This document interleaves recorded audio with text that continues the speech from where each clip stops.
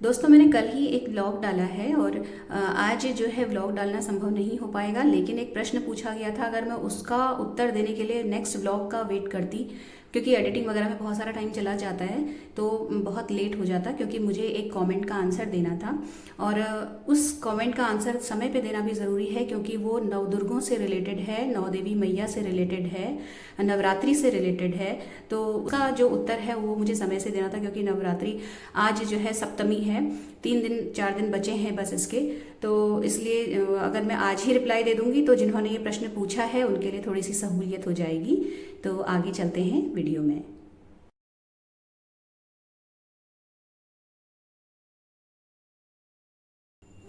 एक मेरी कोई सब्सक्राइबर फ्रेंड है, वो पूछ रही थी कि मैं सप्तशती में क्या क्या पढ़ती हूँ। देखिए, अपने अपने समय के हिसाब से सारा काम करना है।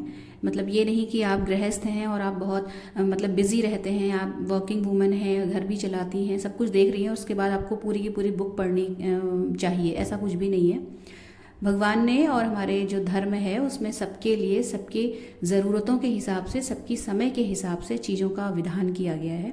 तो जैसा मेरे पास समय रहता है और जितना मुझे उचित लगता है अपने हिसाब से, वो मैं आपको बता रही हूँ कि मैं क्या क्या पढ़ती हूँ।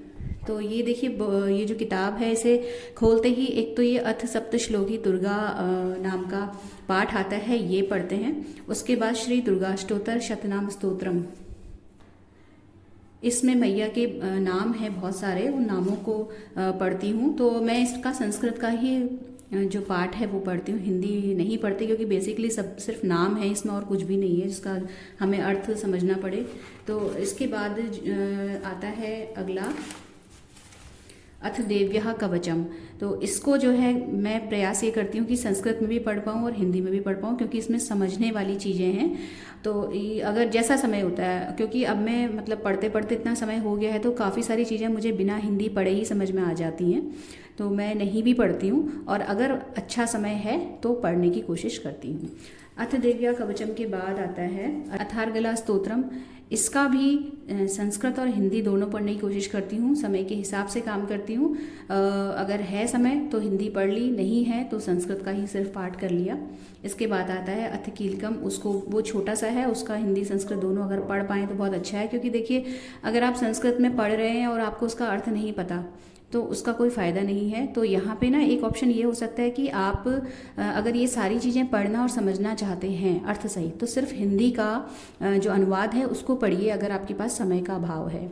इसके बाद सीधे जो 13 अध्याय हैं मैया के, वो पढ़े जाते हैं। तो ये ऐसा नहीं है कि मैं एक ही दिन में ख़त्म कर देती हूँ, दिनों के हिसाब से। जैसे 9 दिन होते हैं मैया के, जो नवरात्रे होते हैं उसमें, तो 13 अध्यायों को इस तरीके से कवर करती हूँ कि 8 दिन में, यानी कि अष्टमी तक मैं पूरा कर पाऊँ, क्योंकि नवमी के दिन हम कन्या खिलाते हैं ना, तो सुबह के समय मेरे पास समय नहीं रहता है, अर्ली मॉर्निंग उठ के सीधे किचन में लगना पड़ता है। तो मैं 8 दिनों में इन अध्यायों को डिवाइड कर लेती हूँ। जो बड़ा बड़ा अध्याय है वो एक दिन में एक ही पढ़ा, इन सारी चीज़ों के साथ जो मैंने आपको पहले बताई। और अगर छोटे छोटे हैं तो एक दिन में 2 पढ़ लिया, ज़्यादा समय है तो एक दिन में 3 भी पढ़ लेती हूँ। तो अष्टमी तक 13 अध्याय पूरे करने की कोशिश करती हूँ। तो ये जो शुरू में मैंने आपको बताए, उसके बाद अध्याय, और अध्याय के बाद लास्ट में एक आखिरी पन्नों में एक आता है सिद्ध कुंजिका स्तोत्रम, वो पढ़ लेती हूँ, और उसके बाद सीधे मैया की आरती। तो मैं आपको सिद्ध कुंजिका स्तोत्रम दिखाती हूँ।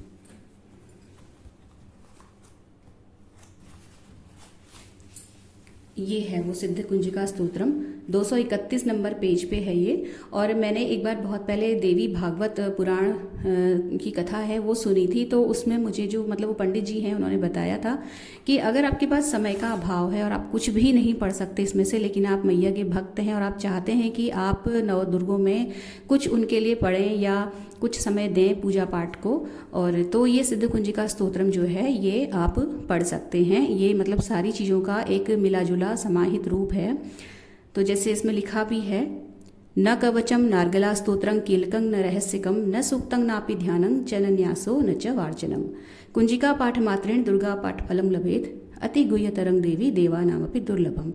ये जो है स्वयं महादेव ने माँ गौरा को बताया है कि कुछ भी अगर आप नहीं पढ़ पाओ तो सिर्फ इसको पढ़ लो। और उसके बाद लास्ट में करती हूँ देवी मैया की आरती।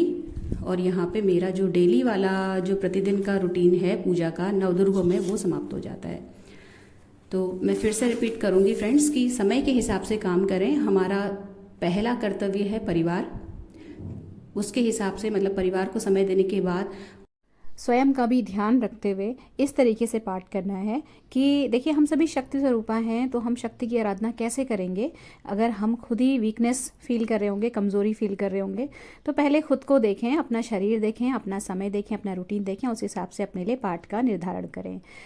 और ये तो मेरा अपना तरीका था जो मैंने आपके साथ शेयर किया है कि मैं कैसे पाठ करती हूँ। यदि आपके आस पड़ोस में या आपकी जान पहचान में कोई पंडित जी हैं तो आप उनसे भी तरीका पूछ सकते हैं, वो ज़्यादा अच्छे से बता पाएंगे, बिल्कुल सही तरीके से आपका मार्गदर्शन कर पाएंगे। ये मेरा तरीका था जो मैंने शेयर किया है। तो मिलती हूँ अगले वीडियो में। माता रानी आप सभी की मनोकामना पूरी करे। धन्यवाद।